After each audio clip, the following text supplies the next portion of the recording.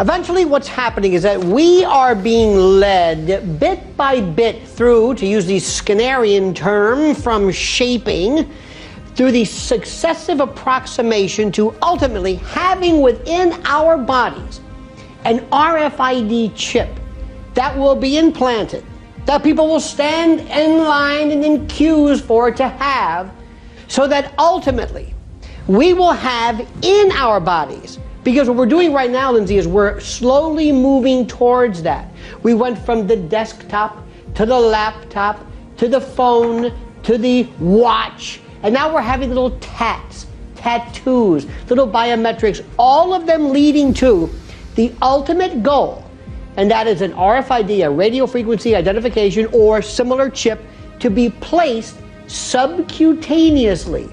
And that chip, Lindsay, will have everything about you there is. Your bank account, your GPS location, and you will do it. You will get one. Because after all, it will also have the siren call of medical information. And then one day, God forbid, not you, one day when people are found guilty of, let's say, crimes, they're not going to be put into the Hoosgow, in the pokey. No, their chip is going to be turned off and poof, they don't exist anymore. That's where all of this is going. So I had a friend, Nick Rockefeller, okay, who was one of the Rockefeller family, and he, when I was running for governor in Nevada, he came to me, introduced himself to me through an attorney, and we became friends. We started talking about things, and I learned an awful lot from Mr. Rockefeller. And one of the things that we used to talk about was the ultimate plan of the banking industry, what they wanted to accomplish.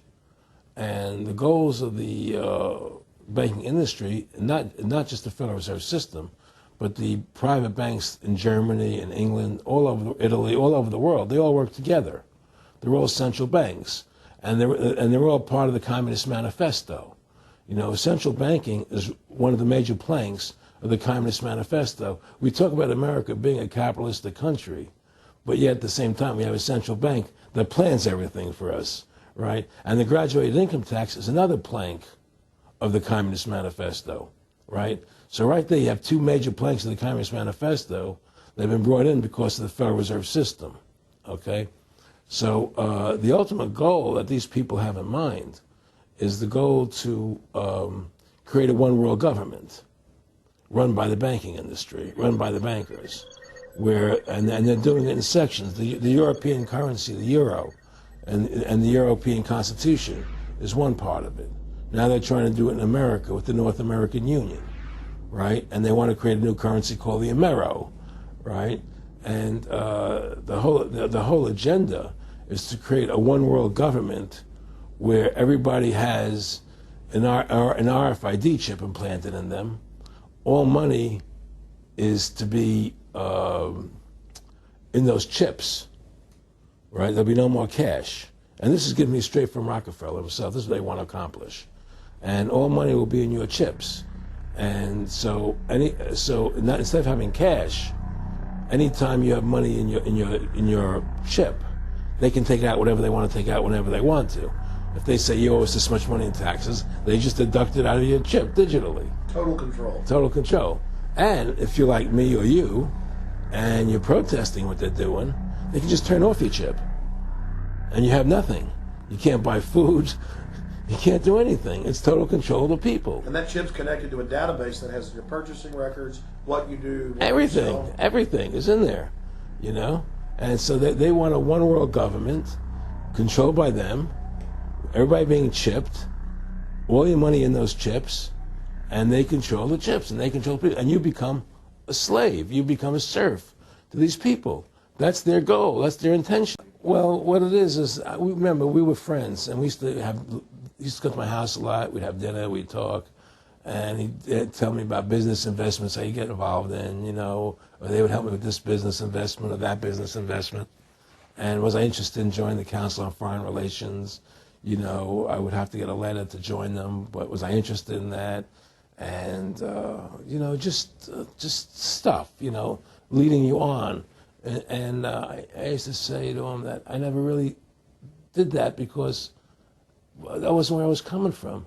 You know, as much as I like you, Nick, you know, your ways and my ways, we're on the opposite side of the fence. You know, I don't believe in enslaving people, you know, and he would come back with, "Oh, I do." Or, well, it would be more like, you know, it's better for them. well, it's more like, you know, how do I put it? It was like,